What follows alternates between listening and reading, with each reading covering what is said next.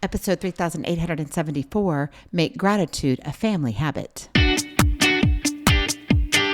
Moms, it's time to rediscover, rejuvenate, and renew who you are in mind, body, and spirit. Welcome to Create Your Now, Your Best Selfie, the show to help you do just that. Here's your host, certified life coach, personal trainer, and nutritionist, Christiane Wargo. Happy day and happy Friday. Yes, it is a beautiful day because guess what? It's the weekend and you get to celebrate. And I want you to celebrate your family. Seriously, because I know things get crazy, but nope, take a deep breath. Make gratitude a family habit. For those of you who are brand new to Create Your Now, welcome to this incredible family. I'm so delighted of your presence. If you already haven't had the opportunity, you want to head on over to createyournow.com where you can learn more and sign up for the KISS newsletter, the Keep It Simple strategy, everyday solutions to live, love, and impact. Well, this episode is brought to you by AIM, inspiring connection and community. Well, guess what? With Thanksgiving around the corner, you're going to hear a lot about being grateful. But gratitude isn't a seasonal decoration. Have you ever tried to put those words all over your house? Has it changed anything? Maybe it's a great reminder, but really it needs to become a daily practice that parents especially must live and teach if they want their kids to grow up grounded, resilient, and far from the trap of entitlement. You got to make gratitude a family habit. Because gratitude isn't just a nice to have emotion, right? It's not something that you just put out on a wreath that hangs on your door. It's not something that you're like, oh, be grateful and signed your name to it. It's not something that's like, oh, a pumpkin means this, I've got to be grateful.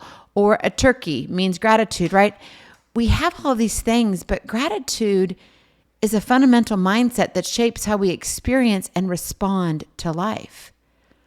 When you look at the psychology and human behavior, research shows that people who practice gratitude regularly are not only happier, but also less stressed. They're more resilient and they're better at forming strong relationships. And for kids, learning gratitude early builds a foundation for emotional intelligence that can protect them from feeling entitled, discouraged, or disconnected as they grow. Any of those and all of those is a benefit in today's society. Seriously. What are you teaching your kids? Are you teaching them anything about gratitude? You know, we've got to ask ourselves, why is this so crucial? Well, because life isn't a nonstop highlight reel. We've got our kids on social media before they're even out of elementary school. I think if 2-year-olds could actually handle it, they would have their own highlight reels. And let me tell you, they would be adorable. They would be precious.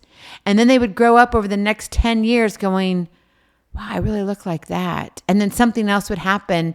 And all of a sudden it wouldn't be a highlight reel. It would be bashing themselves for this. And they would get this huge image of who they aren't because they're not living up to how cute they were. Life's got a lot of challenges and setbacks and disappointments. And it's going to be knocking on our doorstep. It knocks on our family's doorstep. It'll be knocking on your kids' doorstep as they grow older. And without gratitude, it's easy to get stuck in frustration or envy, which only deepens stress and dissatisfaction. But gratitude rewires the brain to notice and appreciate resources, the kindness, right, that people extend in even small moments of joy, giving us a buffer against life's inevitable hard knocks because they come at us like wildfire. And when you look at the family setting, this matters even more. Kids watch us as parents, not just for words, but for cues on how to handle emotions and challenges. And when parents embody gratitude, they show kids a way to lean into hope instead of bitterness, a way to be aware of abundance even when faced with scarcity, because it's going to happen, right? We look side to side and we have what? The wonderful trap of comparison. And it pulls all of us in. Doesn't matter your age. But with kids, it's really, really hard. And also, here's another thing. Gratitude isn't about ignoring problems or pretending everything is perfect. It's about holding two truths at once. You can be upset about what's wrong and still be grateful for what's good. I want you to imagine that. That balance, that harmony creates emotional flexibility and maturity. equipping our kiddos to face the world with a realistic but positive lens. It changes the landscape. And right now, I don't know about you, but I think we need to change the landscape. Obviously, it starts within the privacy of our own four walls, but then we need to extend it out and impact the world that we touch. My friend, gratitude isn't just a warm, fuzzy feeling. It's a skill and a muscle to be trained. The more families practice it, the stronger it grows, and we got to get to practicing. Mom, Dad, come on, time to jump in.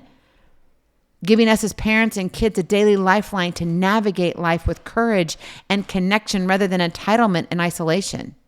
And isn't that the kind of life any parent wants for their child? Of course it is. So create the lifeline of gratitude.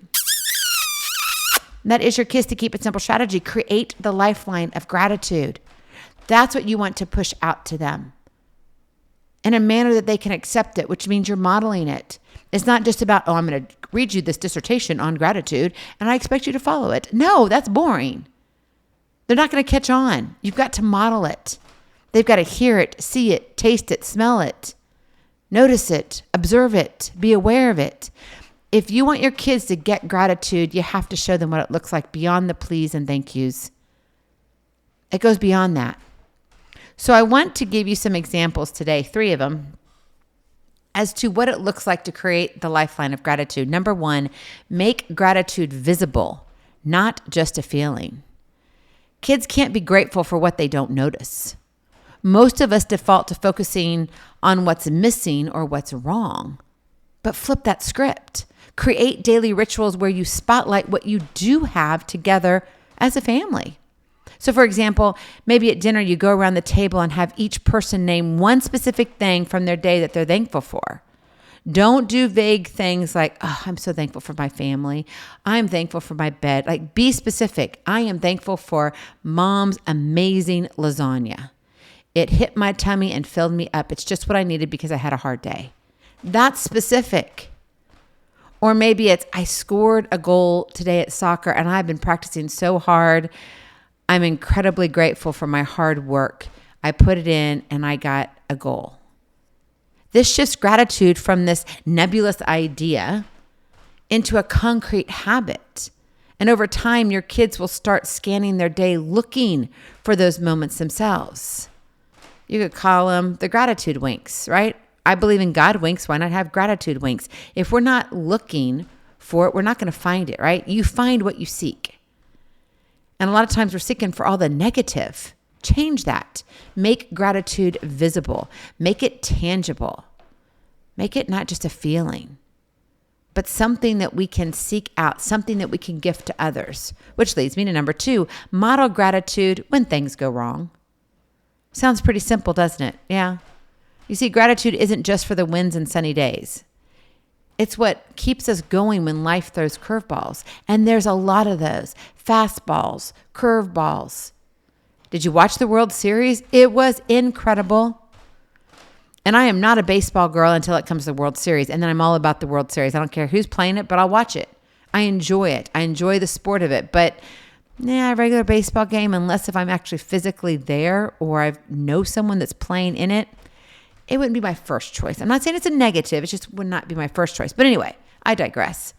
So when you're thinking about all of those fast pitches and curveballs and sliders and splitters and how it comes at you and life comes at you like a whirlwind, you got to look for the gratitude winks, right? When plans fall apart, like a canceled birthday party or you miss the bus, instead of letting frustration take over, maybe you say something like, I'm mad this happened, but I'm grateful we have each other and we can still have fun at home.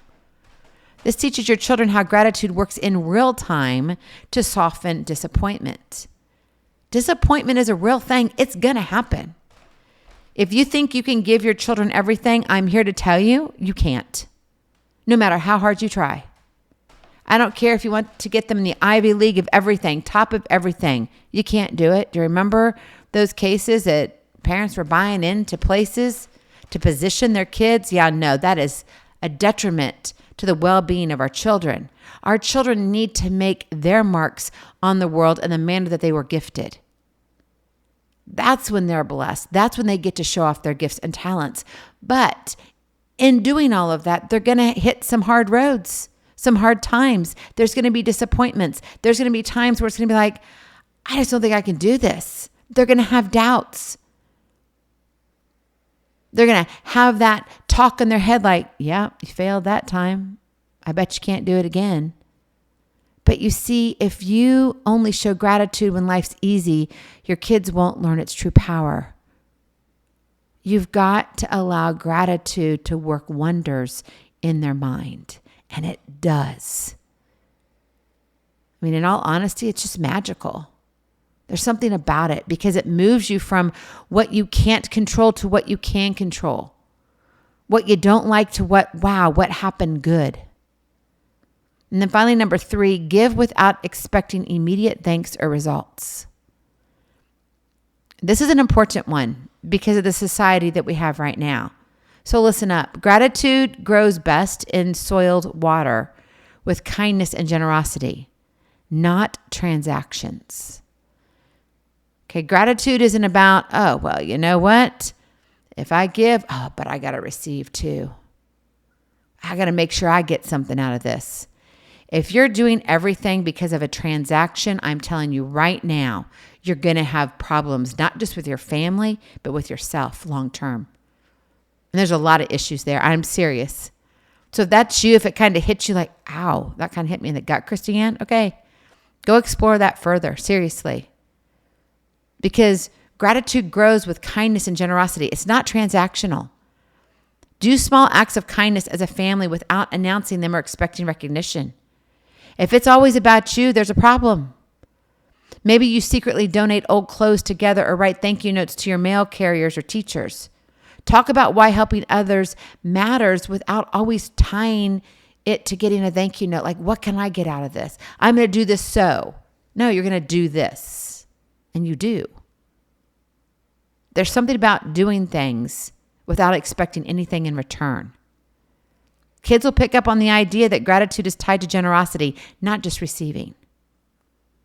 Now, I get it. It's hard, right? Gratitude, it's like, gosh, can we make it a little bit more tangible? We can. But understand this, gratitude isn't a shiny bonus. It's the quiet courage that fills life's cracks with hope when things don't go your way. And let's face it, the tough days make the up days even sweeter. And as a parent, your daily example is the blueprint your kids will follow. So double down on gratitude now.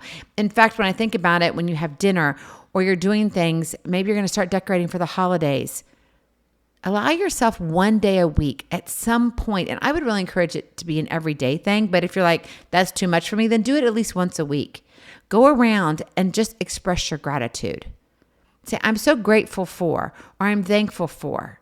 If your kids are really little, have them draw something. Have them write or trace the word thanks.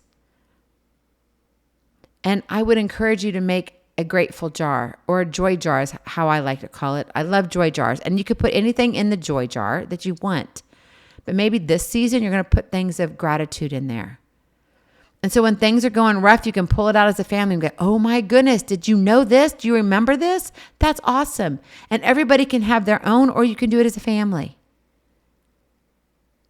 Right? Gratitude is something that, you know what? If you're doing it right, it's going to be messy. It's going to be real and it's going to be imperfect. But it's important that you make it happen. Gratitude needs to become a part of our intentional paragraphs and words and actions. They need to be a part of our daily life. We need to model it. We need to show our kids how to live life with gratitude.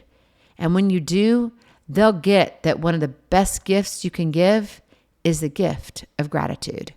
Go in peace, be present, be incredible, be you.